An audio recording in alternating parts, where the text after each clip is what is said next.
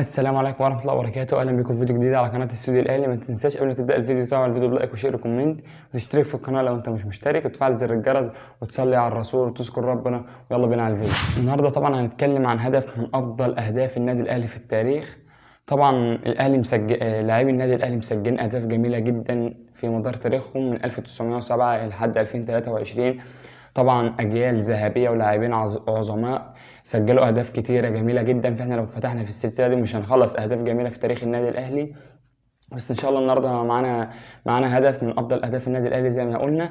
يلا بينا نشوف الفيديو. الهدف سجله شريف عبد الفضيل في نادي الزمالك عام 2010. طبعا كان هدف جميل جدا. تعالوا مع بعضنا نشوف الهدف. في ابو تريكه بيلعب حلها بعيده قوي، دي عايزه رفعه، دي عايزه رفعه. يا نهار ابيض، يا نهار ابيض يا شريف عبد الفضيل، يخرب عقلك يا راجل. ايه ده؟ ايه المدفع ده؟ ايه الصاروخ ده؟ ايه اللي انت عملته ده؟ تسديده ايه؟ منتهى القوه، منتهى العظمه، منتهى الاتقان. روعه روعه روعه روعه روعه روعه. لسه ما كملتش كلامي.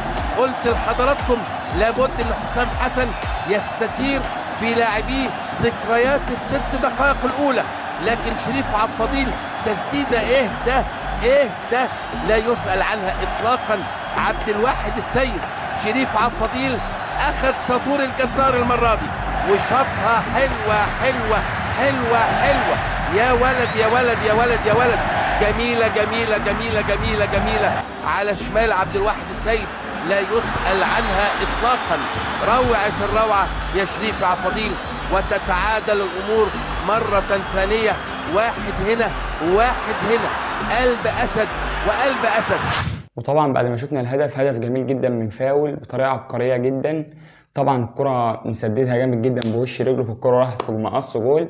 كان هدف جميل جدا جدا. حسام البدري كان ظاهر على وشه الدهشه والتعجب من الهدف. هدف من مسافه بعيده وقوه صاروخيه. الهدف سجل هدف جميل جدا في نادي الزمالك. طبعا هدف زي ما قلنا في 2010.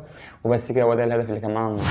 وكان وصلنا لنهايه حلقتنا النهارده. ما تنساش تطلع من الفيديو تعمل فيديو بلايك وشير وكومنت وتشترك في القناه لو انت مش مشترك وتفعل زر الجرس وتصلي على الرسول وتذكر ربنا. والسلام عليكم ورحمه الله وبركاته.